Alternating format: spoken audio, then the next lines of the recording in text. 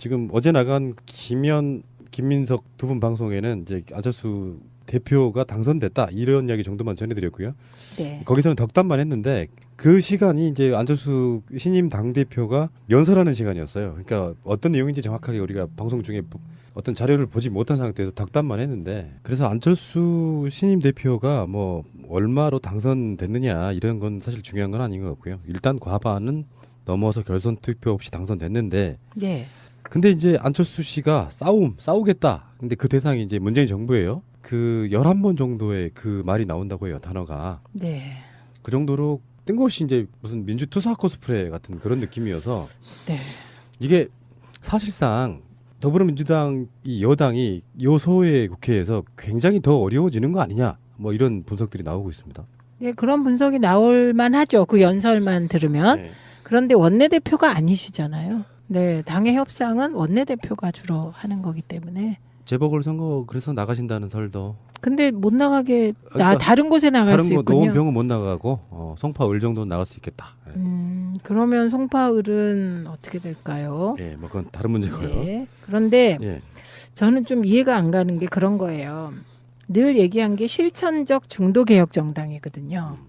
그러면 실천적 중도개혁 정당으로서의 야당은 선명야당이라고 말하기가 좀 곤란하죠. 그래서 모든 정치적인 용어 규정이 안철수 대표께는 아주 새로운 경지를 여는 거다. 네. 이런 생각입니다. 그래서 극중을 얘기하시면서 선명야당을 얘기하는 거는 안 맞잖아요. 왜냐하면 그렇죠. 극중이라는 말이 나오게 된 것이 지금 말하자면 이런 배경이잖아요. 여당은 너무 극좌적이고 야당은 너무 극우적이고 혹은 뭐 이념적으로 치우쳐서 이게 그리고 너무 지난 시기에 갈등을 일으키고 막 이렇게 해서 이게 국민의 지지를 못 받았다. 실제로 그런 거하고는 상관없이요.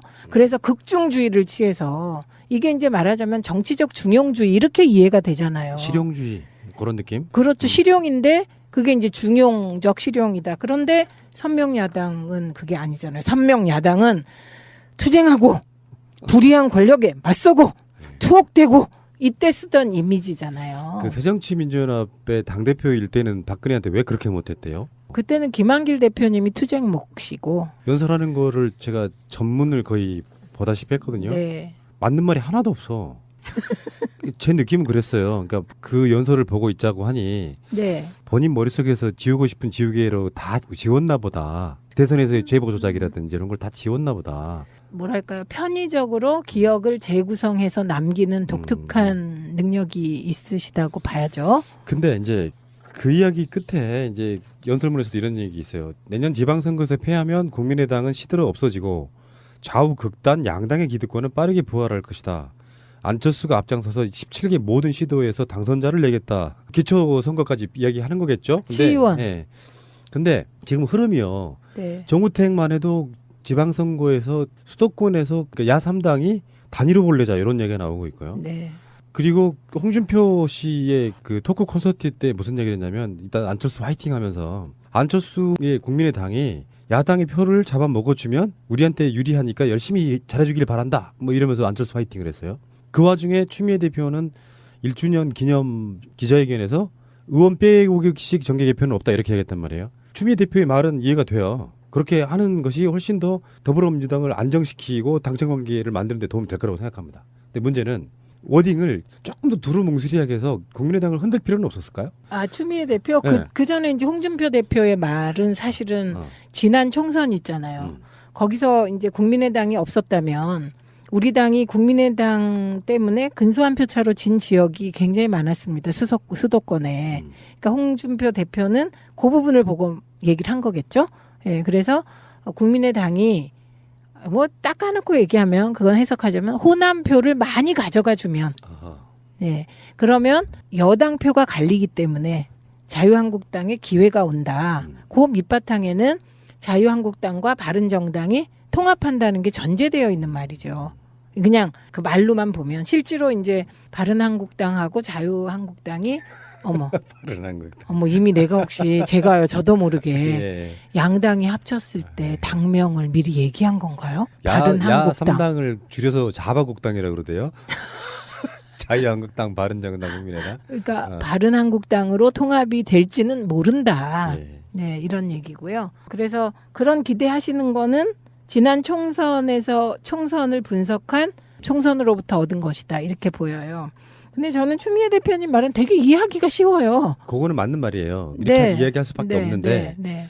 뭔가 조금 흔들 수 있는 방법도 있었다고 생각해요. 흔들려면 호남이 국민의당을 버렸다. 뭐 이런. 그런 차원보다는 네. 뭔가 좀 과감한 혁신적인 협치를 해보겠다 이런 개념으로 이렇게 말을 좀 두루뭉술하게 받아들이는 사람에 따라서 그럴 때는 네. 지금 더불어민주당의 전략이라면 전략이 아닐 수도 있겠지만 들어오고 싶으면 알아서 기어 들어와 당대당 합당은 없어 이거잖아요. 사실은 엄밀히 따지면은. 그쵸. 근데 이럴 때 지금 안철수가 당대표 나와가지고 그렇지 않아도 위기의식 느끼는 호남권의 국민당에 계시는 분들은 그래도 저쪽에서 좀 불러주거나 느낌만 좋으면 한번 들어가 볼까 생각하는 분들 입장에서는 문을 착각 걸어 잠그는 느낌이잖아요. 그렇죠. 네. 네. 근데 내부적으로 좀 흔들어줄 필요도 분명히 있다라고 보는 것이죠. 그건 뭐 안 흔들어도 흔들리지 않을까 싶어서 저는 그러니까 추미애 대표님은 지금 이제 대중적인 느낌이 타협보다는 원칙을 그렇게 지금 지키고 계신 거잖아요. 그래서 뭐 지방선거를 겨냥해서 지방선거에서 이기기 위해서 그 국민의당 의원들을 개별적으로 뭐 입당을 시킨다든지 뭐 이런 거 안 하겠다. 그런 식의 정계 개편은 없다. 이렇게 못을 박으신 거라 굉장히 일관성 있는 행보이고요. 그리고 이제 의원 각자가 다 처한 위치가 다릅니다. 뭐 국민의당 같은 경우는 호남이냐 수도권이냐에 따라 뭐 물론 다르겠고요. 그리고 호남이라도 그 지역이 지금 각 당 지지율이 얼마나 되느냐, 그 개인의 경쟁력이 어떠하냐, 뭐 등등등 해서 다 처지가 다를 것 같아요. 제가 안철수 씨가 결국은 당선이 됐어요. 우리가 지금 하려고 하는 이야기를 좀 빼고. 그럼 제가 진 거네요. 네. 난 사실 믿지도 않았어. 그런 거. 누가 되든 뭔 상관이지. 저는 희망했을 뿐입니다. 안철수가 당첨되기를. 당첨? 예, 당첨이죠. 그 이야기부터 해봐요. 그 이야기부터. 이현주가 가져간 득표율이 3%? 3.9%. 그래서 이현주가 만약에 없었더라면 그 표가 안철수가 아닌 정동영, 천정배에 갔을 수도 있었겠다. 그럴 수도 있었죠. 뭐 단일화했다면 또 네. 엎을 수도 있었겠죠. 근데 사실은 이현주는 내가 봤을 때는 정치적 소득이 엄청 커요. 뭐 각종 비하 발언 통해 가지고 완전히 개쓰레기 됐는데 그거를 이현주가 당대표 선거에 나가면서 뭔가 좀 한숨 돌렸잖아요. 지금 그 이야기 하는 사람들이 별로 없잖아. 그러면서 인지도는 엄청 올렸고 잘 모르던 사람도 이현주가 누구야? 이렇게 묻게 됐고 또 그쪽 지지자분들 입장에서는 막상 현장 연설 들어보니까 뭔가 지 나름대로 맺힌 게 있어 보여. 그러면서 이현주는 어느 정도 자기 이름 알리는 데는 최고의 어떤 성공을 거뒀다고 보거든요. 네. 그리고 정동영과 천정배의 위치는 그래도 정동영이 더 인정받는 분위기였다. 그것도 우리가 볼 수 있잖아요. 득표율 차이가 한 두 배쯤 차이가 났으니까 본인들 간에도. 그리고 안철수를 저렇게 지지하는 사람들은 심리적으로 안철수 그냥 빠심 이런 거를 떠나가고 확실히 국민의당 지지자들 중에 안철수 찍었던 사람들은 그래도 대선 후보라고 생각했던 것 같아요. 그 대선 후보가 있고 없고의 차이가 그 당의 지지율을 가늠하는 잣대가 된다고 하잖아요. 그런 면에서 봤을 때 그래도 정동영, 천정배나 이현주로는 대선 후보라고 볼 수 없겠다 이렇게 생각하는 측면도 있었을 거라고 봐요. 근데 그건 자충수였죠. 제가 봤을 땐 그래요. 안철수 씨가 대선 때 얻었던 득표율을 지지율을 다시 되찾는 건 나는 불가능하다고 봐요. 영원히 안 될 거라고 생각합니다.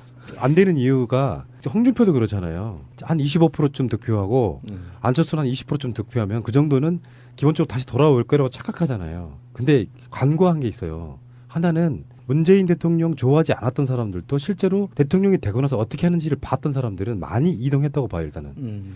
그리고 문재인 대통령을 찍을 수 없었던 사람들이 물밀 겨자간 먹기로 홍준표와 안철수를 찍었던 사람들이 있다고 보거든요. 그러니까 그게 일종의 선거 공학적으로 봤을 때는 굉장히 과도하게 표를 많이 가든 측면이라고 봐요. 안철수는 홍준표가. 근데 이 사람들이 이렇게 당대표가 되고 했을 때 정당 지지율이 안 나오는 부분은 그들한테 실망했던 사람들이 빠진 데다가 문재인 싫어했던 사람들의 표가 지지율이 실제로 문재인 대통령한테 가버린 측면이 있기 때문에 그것을 다시 원상 회복한다는 건 사실상 불가능하다고 봅니다.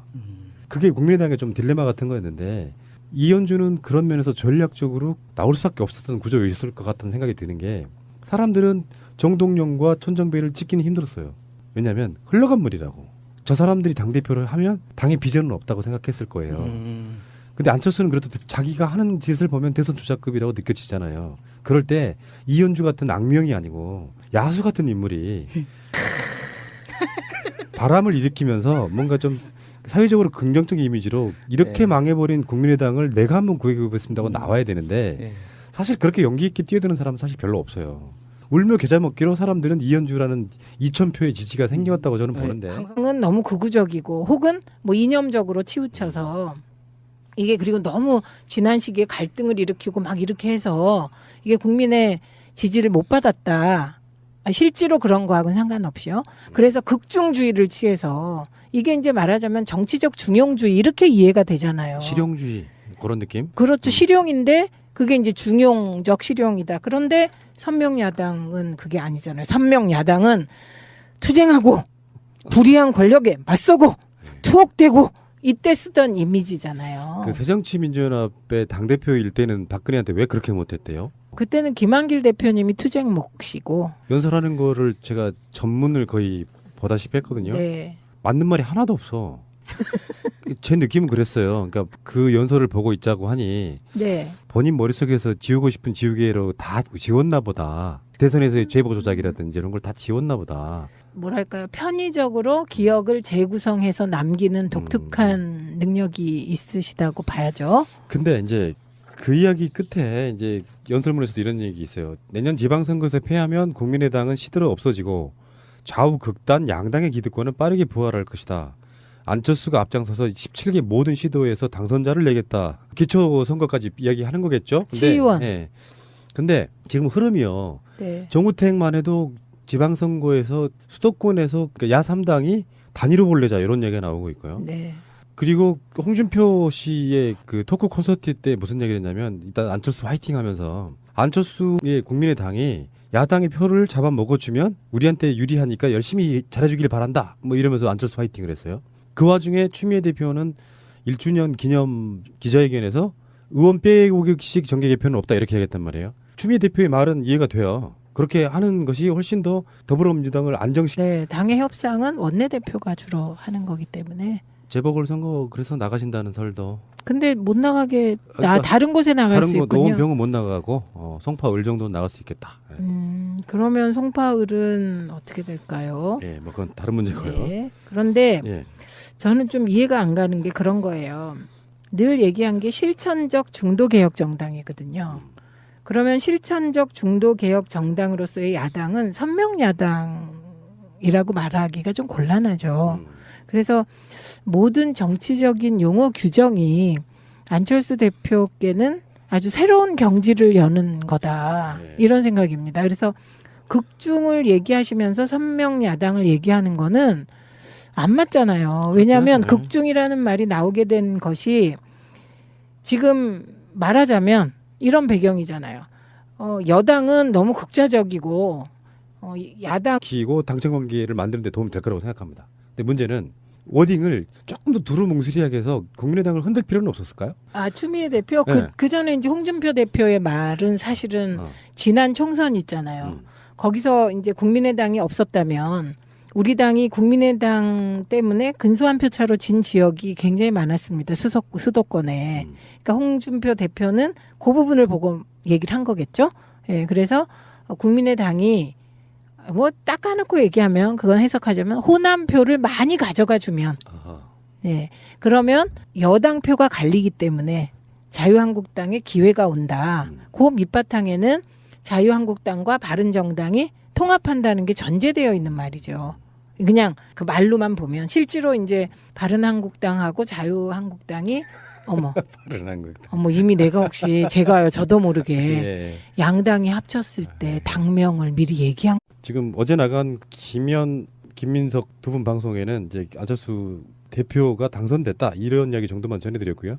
네. 거기서는 덕담만 했는데 그 시간이 이제 안철수 신임 당 대표가 연설하는 시간이었어요. 그러니까 어떤 내용인지 정확하게 우리가 방송 중에 어떤 자료를 보지 못한 상태에서 덕담만 했는데 그래서 안철수 신임 대표가 뭐 얼마로 당선됐느냐 이런 건 사실 중요한 건 아닌 것 같고요. 일단 과반은 넘어서 결선 투표 없이 당선됐는데 네. 근데 이제 안철수 씨가 싸우겠다. 근데 그 대상이 이제 문재인 정부예요. 그 11번 정도의 그 말이 나온다고 해요. 단어가. 네. 그 정도로 뜬금없이 이제 무슨 민주투사 코스프레 같은 그런 느낌이어서 네. 이게 사실상 더불어민주당 이 여당이 요소의 국회에서 굉장히 더 어려워지는 거 아니냐 뭐 이런 분석들이 나오고 있습니다. 네, 그런 분석이 나올 만하죠. 그 연설만 들으면. 네. 그런데 원내대표가 아니시잖아요.